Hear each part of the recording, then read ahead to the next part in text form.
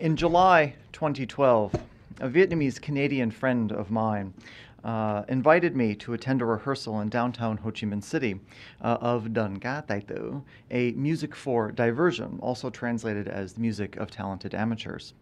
Artist Huyen Khai, the head of the Department of Traditional Music at the National Conservatory of Music in Ho Chi Minh City, directed the rehearsal in preparation for a performance to be held in Ca Mau at the end of the week.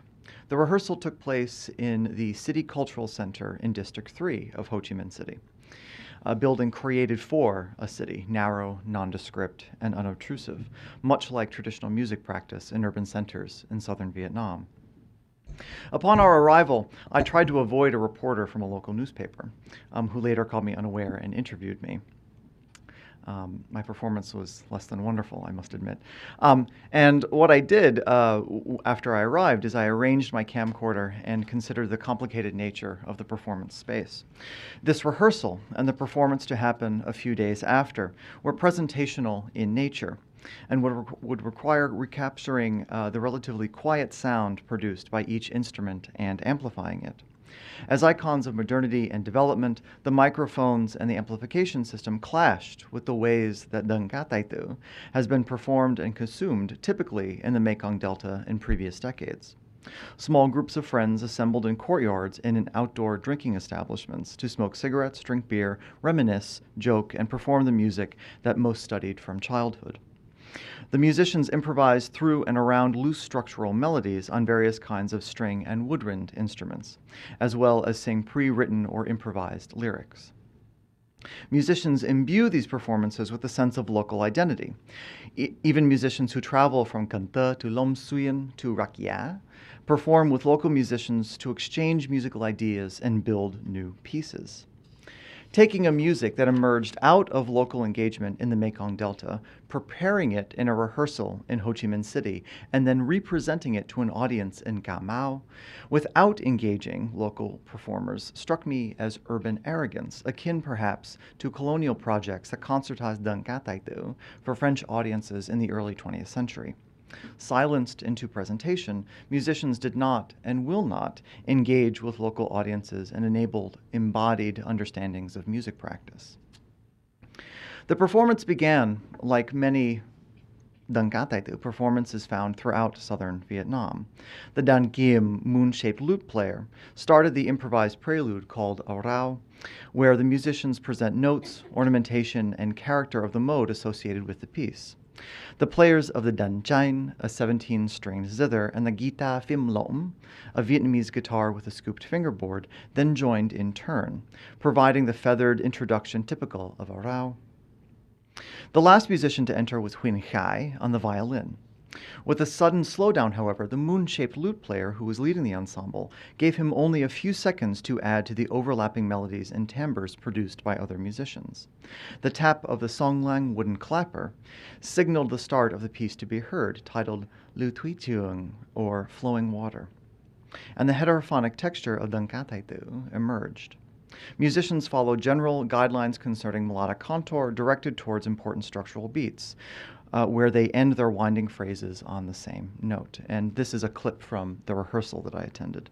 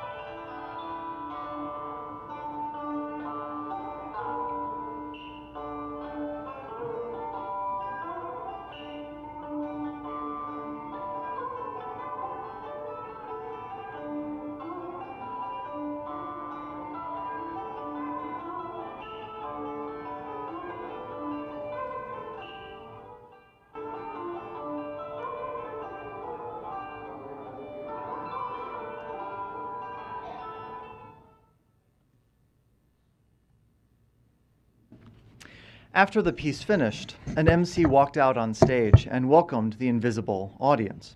She introduced the musicians, the piece played, and started to describe the next piece when Huin Khai interrupted her and corrected the title and the writer of the lyrics. She laughed, looked at her cue card, and started again. The rehearsal continued with a Dang Ka Tai Tu piece for voice and ensemble, followed by other works. This is the Dang Ka Tai Tu tradition in the early 21st century. One finds visual and oral icons of historical performance practice with the use of the zither and moon-shaped lute. The form is also perceived as rooted in history. A feathered, improvised prelude introduces the mode of the piece and leads to collective elaboration on an elusive structural melody called lomban. Other instruments possibly associated with colonial or Western music traditions, namely the guitar and violin, were augmented to perform traditional music almost a century ago, thereby preventing any questions regarding authentic performance practice, at least among this audience. Differences exist between this performance and other characteristics of historical performance. However, enough elements remain consistent with the memories of previous performances for this concert to be considered traditional. More interesting aspects of this performance involve the manipulation and controlled dissemination of aesthetics and meaning. More specifically, mechanisms permeated this performance to generate legitimate, or perhaps newly legitimate, understandings of traditional culture. A group based in a major urban center crafted a performance in a rehearsal space established by a local government authority. An MC practiced to provide narratives about how the audience should understand this music. The media outlets and foreign scholar marked the event in the memories of those in attendance and served as witnesses of the active preservation of tradition for later use, either by the organizers or the outsiders. The presentation of visual and oral icons to substantiate memories of traditional practices and the controlled dissemination of knowledge are both part of the 21st century creative processes that sustain Dang Ka Tai Tu practice in Vietnam. Not all performers organize their performances in the same fashion as Huin Khai. Leading musicians in the scene of Dang Ka Tai Tu performance in southern Vietnam, or musicians I have termed charismatic in previous research, have different aims, audiences, and objectives. Musical creativity is not simply contingent upon a series of products or techniques used by the musician, but the deployment of these products through labor-intensive processes, making music meaningful to a larger community. Creativity, therefore, exists at the intersection of culture, labor, and rhetoric. In southern Vietnam, it involves the envelopment of knowledge, the generation of understanding, and strategic destruction. In this paper, I will draw primarily upon Huin Khai's performances of Dang Ka Tai Tu in Ho Chi Minh City to elucidate methods of understanding these processes. This argument is still in its generative stage. I therefore look forward to your comments at the conclusion. I begin with some of the ways musicians speak and write today about Dang Ka Tai Tu in historical contexts. Dang Ka Tai Tu, also known as Nyak Tai Tu Nam Bo, has been historicized in engaging ways by scholarly and popular writing from the beginning of the 21st century to the present. Many of these writings continue to be discussed today, not simply in conversations with musicians or between musicians, but also on blogs and extensive online forums dedicated to traditional music. With origins murky and uses wide, Dang Ka Tai Tu has an historical basis for continuing and continual envelopment, development, and even discourses of destruction. Written descriptions of the origins of the genre tie its development to the history of the nation as a whole or the history of southern Vietnam only, so we get two different kinds of narratives emergent. Some scholars trace the origins of Dang Ka Tai Tu to the Red River Delta in northern Vietnam, and indicate how the genre grew and developed as it traveled from the north to the south. Others argue that Dang Ka Tai Tu developed out of the meeting of Cham, Khmer, Chinese, and Vietnamese culture in present-day southern Vietnam. These two narratives are not necessarily mutually exclusive.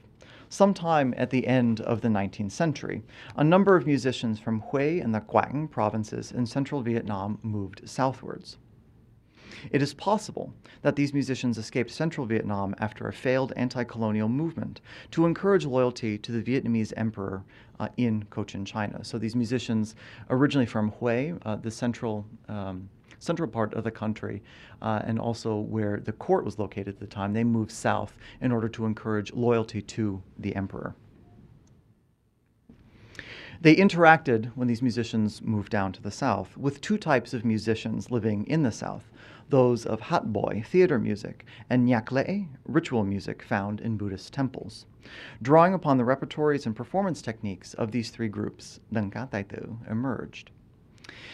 In his memoir, stage actor Nguyen Ngọc Bach forwards a reason for this emergence with language frequently used by contemporary government cadres. Quote, "The change in the ritual music nyakle ensemble was a change in line with the rule that art music must serve the aesthetic requirements of all the working masses. The name Nyak Taito then came into being," end quote. The change reflected the feelings of the people, in his words, and carried, quote-unquote, the character of the masses by removing instruments from public performance spaces that produced too much noise, including the gen, oboe, and jom drum, and moving this music into everyday life, where it started to appear at weddings, parties, and restaurants. Alternative oral histories in southern Vietnam suggest why the term Taito emerged to describe this new genre. The Sino-Vietnamese term Taito is translated, particularly in written scholarship, as amateur. The term Tho means gentleman, or someone who does not need to make a living and plays music as a non-professional. The term Thai that precedes Tho is the Sino-Vietnamese term for having ability, hence the translation of the genre as the music of talented amateurs. Interviews with musicians conflict with the gentlemanly association and point to the rural and casual nature of Taito practice. Playing Dengka Taito is, quote-unquote, for fun only, one musician told me. In southern Vietnam in the early 20th century, and even to a certain degree today, the term Taito is used to reprimand or denigrate in a joking fashion. One musician noted to me that the term designated a casual attitude towards life that bordered laziness. When one friend complains to another about the latter's lackadaisical approach to an activity or tasks, the former says, "That's really Taito. Taito wa mai." In school, attending class whenever one wishes is also called Taito. Further undermining the perceived Chinese influence, the French colonial project built an environment of changing aesthetics and methods of knowledge acquisition. With the increase in the number of students studying French and the Romanized Vietnamese writing system, Quốc ngữ, education in the Chinese language began to decline. Fewer audiences understood the Chinese stories told in older hatboy theater performances, as they had not studied the stories and did not understand the language. Musicians and audiences therefore began to renovate or rearrange the music to ensure the survival of traditional music, borrowing compositions to create a new genre, Taito. By 1900, the music started to spread to villages throughout southern Vietnam. Nguyen Ngọc Bach notes that after World War I, the music spread, quote, especially in populous and well-off provinces with rice fields and convenient traffic roads, end quote, thereby connecting the development of Taito to modernization programs brought by the French.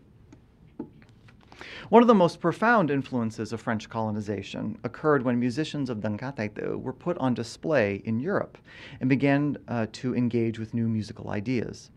One amateur group traveled to a colonial exposition to perform in 1910 or 1911, where the musicians performed for the first time on stage in front of a large audience.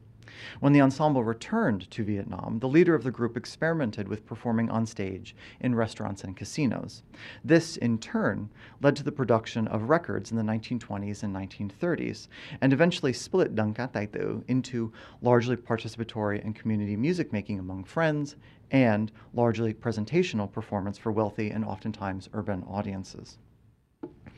These fractures became more visible with the emergence of a theater art form called cải lương that borrowed the music of Dengka Taito to accompany the dramatization of classical Chinese, French, and Vietnamese stories on stage. This renovated theater genre opened a new conduit to imbue Dengka Taito with external and largely foreign practice. These included newly composed melodies and new instruments such as the violin, guitar, Hawaiian steel guitar, and even the zither, an instrument that was not associated with Dengka Taito at the dawn of the 20th century. This is the Vietnamese zither I'm talking about. Short and new works developed through improvisation into longer ones, such as Vom Go, a song many consider indexical of life in southern Vietnam, or generated separate works. This generative activity continued through major disruptions in everyday life, including 4 wars in the 20th century. However, the significant presence of American popular music in Saigon in the 1960s and 70s, and beginning in the 1990s, Euro-American and Korean popular music, as well as Chinese traditional and popular music, have turned potential practitioners and audiences away from traditional music. Interest in Dang Ca Tai Tu waned through the first years of the 21st century. However, there has been a very recent shift. Over the past several years, public engagement with Dang Ca Tai Tu has accelerated, leading to new fractures. When I started my research in 2008, this engagement was limited to the Mekong Delta. Articles in national newspapers and nationwide television programs on Tai Tu music rarely appeared, and typically featured character portraits of master musicians or foreign musicians interested in the music, namely me. This situation changed with the Vietnamese government's application for UNESCO recognition and, as of this past December, official inscription of Dang Ca Tai Tu as intangible cultural heritage representative of humanity.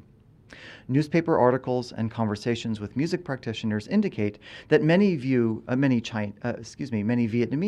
view UNESCO inscription as beneficial to encouraging domestic and international tourism, as well as increasing the presence of Vietnamese culture in the international sphere. On my most recent trip to Vietnam last summer, many more individuals I encountered recognized the term Dang Ca Tai Tu, knew something about traditional practice, and expressed a hope for UNESCO recognition that eventually came. This stems from many more television programs and articles in national newspapers on Tai Tu music that move beyond descriptions of upstanding individual musicians to focus on specific activities of practice and preservation. For example, articles detail festivals held, upcoming radio and television programs, and reports on conferences related to the genre specifically and traditional music preservation more generally. These articles quote the remarks of well-known public officials in attendance, including government ministers who expound on the possibilities of building Vietnam's cultural capital, Von Văn Hóa, and actors who relay childhood affinities for traditional music. You wouldn't believe some of these pop stars who come out to these conferences and will expound and pontificate for 20 minutes about how they grew up with this music and they love it and how it needs to be preserved, etc. And of course, articles written about these pop stars are the first to appear in national newspapers about the conference that they attended. The official announcement of what happened in the conference usually came 3 or 4 days later. But there was one instance this past summer where I went to a conference, and within 30 minutes, an article had appeared on Twentieth, a national newspaper, about a pop star who had come and talked about traditional music. So there are interesting avenues now that encourage discussion about traditional practice. In addition, journalists suggest ways for local and national officials to encourage interest in the art form. 3 months ago, an editorial appeared in the national newspaper Twentieth describing a frequent worry that Tai Tu music is not, at present, quote, strong enough to cope with the processes of global cultural integration, end quote. The government, therefore, should implement investment and training policies to advance knowledge of Dang Ca Tai Tu practice, according to this editorial. The increased interest of government cadres with Dang Ca Tai Tu has led, perhaps inevitably, to the entanglement of cultural artistic policy. Today, government officials and cultural brokers work through conferences with titles such as Traditional Music in Today's Lives to craft effective policy in an increasing decentralized sphere of music creation. In the past, cultural policy in southern Vietnam after 1975 mirrored policy from the former North Vietnam, which had been borrowed from Chinese and Soviet models, whereby historical forms were filled with new content or ideology. The current policy of the government seems to have emerged during the 8th Party Congress in 1998 in the form of Central Resolution 5 on, quote, building and developing an advanced Vietnamese culture imbued with a national identity. Street panels, like this one here, and this one as well, advocate the central tenet of the policy. And that translation that I just read you about building and developing advanced Vietnamese culture is what appears in the text here.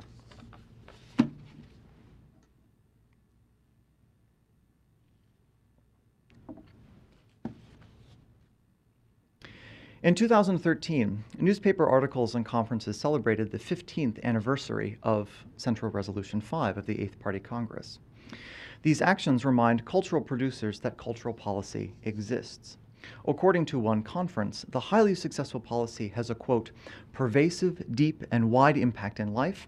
It creates strong changes in social life, makes appear many cultural movements in every region, attracts widespread public participation, contributes to the work to maintain political stability and social order, preserves the national cultural identity, and promotes economic development, end quote. Ending with the economic success of cultural policy will need to be a topic for another paper.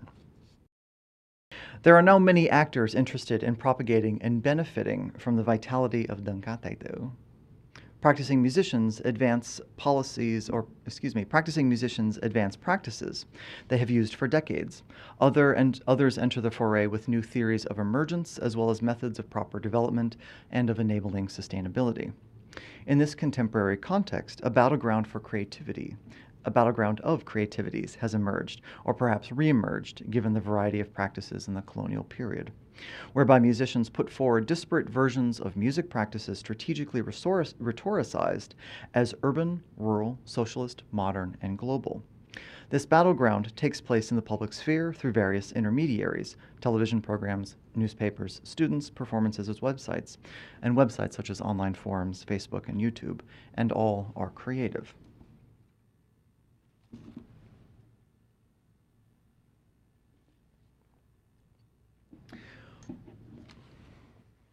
One finds the term creativity frequently in ethnomusicology. Important musicians are creative. Therefore, we study them and interview others to attempt to understand how creativity drives performance practice. In his description of music in Ming China, for example, Joseph Lam highlights how creativity operating, quote-unquote, within prescribed bounds, quote, rendered individual realizations distinctly expressive, end quote. Juniper Hill defines creativity, quote, as the process of using divergent thinking and exercising volition in the creation of a sound product that does not conform to an entirely predetermined model, end quote. Importantly, Hill does not include the term new in this definition, in the sense that a new product or new model is crafted. She pinpoints the context-specific nature of inspiration, authority, and values that highlight the divergent thinking and volition of the producer. Many ethnomusicologists focus on individual creative prowess, oftentimes out of necessity, because we work with and investigate particular teachers over long stretches of time. Creativity is not emergent purely out of the individual capability. Excuse me, I'll read that once more. Creativity is not emergent purely out of individual capability, but, quote, arises from the synergy of many sources, end quote, in the words of sociologist Mihaly Csikszentmihalyi. Like the tree falling in the forest, he argues, a creative idea cannot exist without listeners. These listeners are not passive and oftentimes seek to control the process. In her investigation of new folk music in Finland, Tina Ramnarin ties creativity to institutionalization and nation building. Quote, collective composition as a characteristic of the creative process in folk music is aligned to the homogenizing tendencies of nationalist discourse, end quote. Creativity, in this case, becomes a tool of power. How do Vietnamese musicians speak of creativity? In the Vietnamese language, musicians sometimes refer to creativity in the abstract, classifying the verb sang thao, meaning to create, in different ways. In written and oral sources, one finds terms such as sức sáng tạo, which designates the power or strength of creation, or sự sáng tạo, which designates creation or creativity, depending on its context. In a recent newspaper interview, ethnomusicologist Chen Van-Ke argues that he, quote, best internalizes creativity in Dang Ca Tai Tu with the phrase học chân phương mà đờn hoa lá, meaning that one must understand the structure or truth of music practice, but improvise as flowers and leaves grow on a tree. As a side note, other musicians use a similar metaphor, so this statement is not specific to Chen Ban-Ke. He continues in this interview, connecting this concept to a generalized Vietnamese philosophy of life, whereby one follows a particular moral truth but allows for change. Dang Ca Tai Tu, creation, involves reiterating truth while also adding new foliage. Determining one from the other is not that easy, especially among musicians performing with peripheral instruments and for disparate audiences. I offer another example of Le Tui Chiung, flowing water, by a musician named Chan Min Duk, who's also called Hai Duk, a musician from just outside of Can Tho in the Mekong Delta, who plays Dang Ca Tai Tu on the 3-string Dan Sen, a 6-sided lute in the shape of a plum blossom flower. The instrument is something of an outsider in the Dang Ca Tai Tu tradition, since many consider it to have limitations when it comes to ornamenting pitches, given the short space between the frets. So unlike some other fretted instruments in Vietnam, the frets are quite close together on the fingerboard, so it's not as easy to ornament pitches.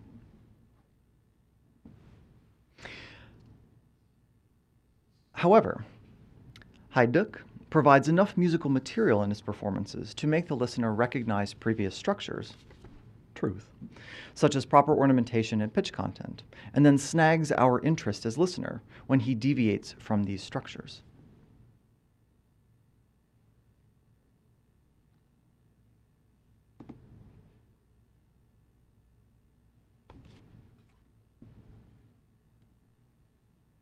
One more time.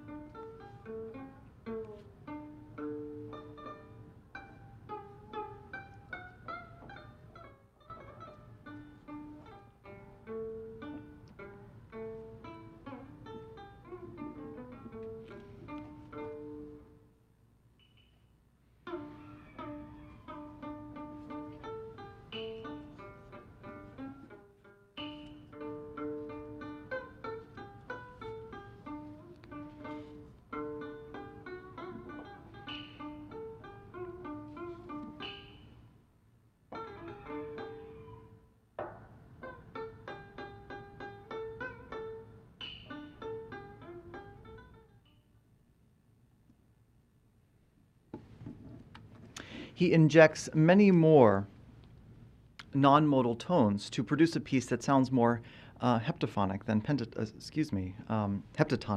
pentatonic. Elements of the structural melody Long Ban differ from Huyen Khai's example, and he uses more ornamentation, which surprises the listener given the perceived limitations of the instrument. Both truth and foliage involve individual decision-making and an understanding of societal mechanisms or discourses.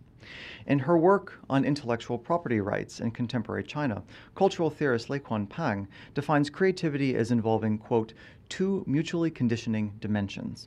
It is a result of social praxis that demands labor, and it is also a form of textuality that proliferates on its own, end quote. Social practice and textuality discourse govern and direct understandings of truth and foliage. Both work, ultimately, to produce new creative practices and communities that sustain traditional music production. Peng specifies a social practice that demands labor, and here I focus on a labor that generates knowledge through movement, either physical or virtual movement. In her work on creativity among Ethiopian musicians, Kay Kaufman-Shelame has suggested that the migration of creative musicians, such as from homeland to diaspora, generates and shapes new communities of music performance. Many types of movements and migrations take place in and out of Vietnam today and also in historical periods. In this forum, I focus on contemporary movement of Huyen Khai within southern Vietnam. During the rehearsal mentioned in the opening of this talk, he prepared an ensemble to perform in the Mekong Delta, the same region where Dang Ca Tai Tu emerged in the 19th century, and used an MC to disseminate information one would think is already known to an intended audience. He provided his rationale for this decision during an interview with me a year after I attended the rehearsal. He indicated that travel from the city to the countryside enabled compatibility between different Dankataitu styles. He learned this, he noted with me, when he left his home province of Loman and moved to Ho Chi Minh City, where he discovered a different pedagogical and performance structure. Quote, in Dankataitu of the countryside, for example, we might find two friends playing for fun, or family singing and playing for fun, or at a wedding or birthday. People play and sing collectively for fun. Here, whatever we know how to do, we simply do. But when I went to the city, I found the method of playing was the public performance. For example, when a group of Dankataitu performers was invited to perform for, let's say, a festival, the performance had a stage, and the performers followed a program, piece 1, 2, 3, and 4. In the countryside, music is improvised. He sings what he likes. She sings what she likes. The way of the city encourages us to create a structure to perform publicly, while the spirit of improvisation is found less often.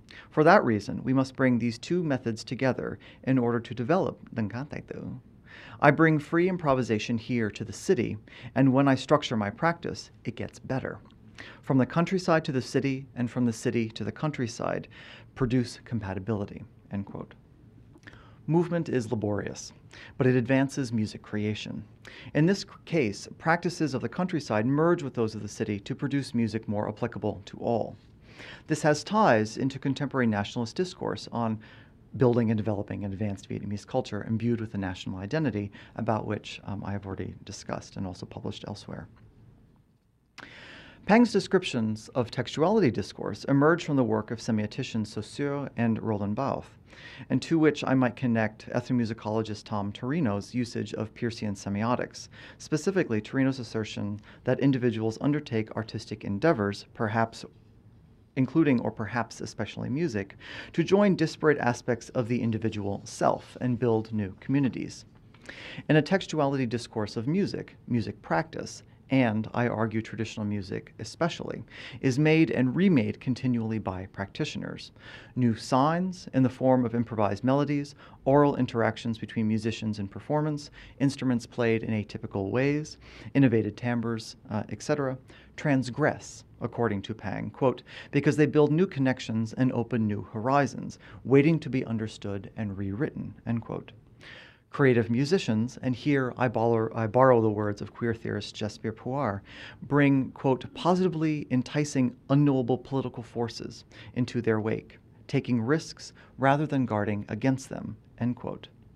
Through this kind of anticipatory temporality, musicians do not simply aim to preserve through repetition, but undertake experiments in performance to better negotiate future conditions. Creativity, in other words, disrupts notions of time, space, and ultimately memory, in order to generate new forms of utility for traditional music practice and consumption. In emergent scenes of Dankataitu practice in the first few decades of the 20th century, this occurred with the incorporation of new melodic content and instruments, such as the guitar and zither. Creativity therefore becomes a process of incorporating new signs, attributing specific meanings to them, generating new effects from them, and then, Pang argues, claiming ownership over them. Textuality discourse in Dankataitu practice involves envelopment and generation, like the truth and foliage described above, to which I add a separate category, destruction, like pruners trimming away, as noted by one Vietnamese musician. Envelopment and generation in Vietnamese traditional music begin with the presentation of previous knowledge and practice. Musicians of traditional music, like the performers of Cantonese opera described by Bell Jung, are, quote, bound or led by a complex series of rules which emanate from a tradition they share with the community, from their individual habits and preferences, and from the unique performance situation, end quote. Structuring elements of the performance of a specific Dankataitu composition include the improvised and unmetered prelude or rao that precedes the composition, the modal content, including pitch and ornamentation associated with the mode performed, the lombang, or fragmentary melody through which the performer generates improvised melodic content, and rhythmic structure or nyip that governs beginning, ending, and the strategic placement of important notes in the lomban. In the rehearsal of Lu Tui Tuong, led by Huin Khai, all four elements are present. A short rao begins the performance. However, its ending, indicated when the player of the Dan Kiem moon-shaped lute slowed down and played the tonic pitch ha, seemed to surprise Huin Khai, who tried, briefly, to get the rao to continue, shot a glare at the moon-shaped lute player, and then acquiesced. The modal content aligns with predetermined understandings of the Bach mode in Vietnamese music. The musicians emphasize 5 pitches, ha, su, sang, se, kom, with their appropriate ornaments, occasionally contribute non-modal tones to add color, and establish the tonic as the first pitch of the scale, ha. After the rao appears the lam ban melody. The musicians start on the tonic, and then individualized listening begins to take over. For example, I hear the fragments ha, liu, gum, ha in the dan chine, helping me recognize the position as flowing water, since I learned this piece on the zither. Musicians produce divergent lines and converge melodically on structural beat patterns sounded by the som lang. Huin Khai undertakes generation not simply through the improvisation that permeates this performance, but also through deployment of his practice in strategic ways. He generates utility, or, in essence, encourages consumption of his music practice. He organizes performances across southern Vietnam to continue promoting compatibility between urban structures and rural practices. He also disseminates evidence of his practice and a wealth of information regarding traditional music via YouTube. His most popular video from 2011, for example, has almost 45,000 views. He appears in newspaper articles as a featured adjudicator of festivals and competitions throughout southern Vietnam, and on television programs, oftentimes as the host of programs on traditional music. In these, he controls the dissemination of information and interprets musical practices for the viewing audience, and he appears in demand for his adeptness at these forms of dissemination. He has also started to participate in international tours. This past summer, he performed in 2 concerts at the International Council for Traditional Music Annual Congress in Shanghai. The dark side of creativity that exists as part of a textuality discourse involves loss. One recognizes this, oftentimes, when comparing performances. I will now play another version of Lu Tui Tuong from a 2013 album recorded by San Francisco-based Vietnamese zitherist Vo Van An and the Kronos Quartet. Since this piece is so new, I have not had a chance to speak at length about it to musicians in Vietnam. However, one could argue that at the very least, the piece stands at the outer reaches of traditional practice. The instrumentation includes a string quartet and Vietnamese zither, a combination not used in Vietnam. The prelude or rao is played by one instrumentalist only, the cello. The pitch content appears similar to the example played at the beginning of the talk, but the pitches are equal tempered, and the tonic appears to be the 2nd scale degree and not the 1st scale degree, something that points to a completely different mode. And finally, the placement of the nhịp rhythmic structure does not seem to align with the performer's melodic content.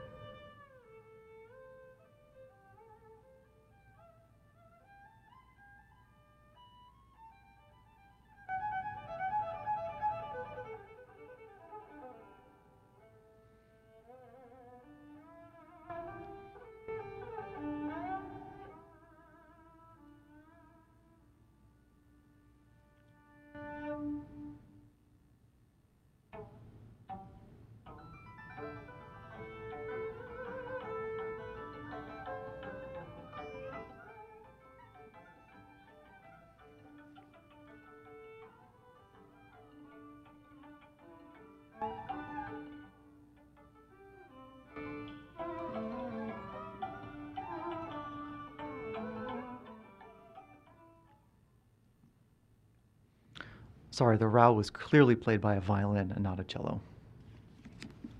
Oops. Some may argue that this piece is destructive as a work of Dangka Taito. However, it does serve as inventive in other contexts, bringing to fore the contextual nature of creativity.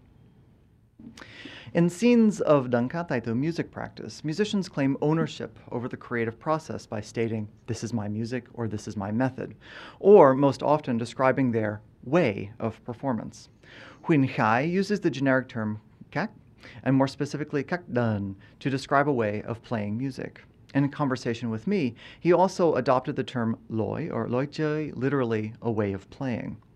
In work on Chau Van music of spirit possession rituals in northern Vietnam, ethnomusicologist Barley Norton suggests that the use of the term loi refers not to the style of the musician, but to, quote, the internalization of the fundamental melodic shape of a song that serves as a creative articulation of implicit musical knowledge, end quote.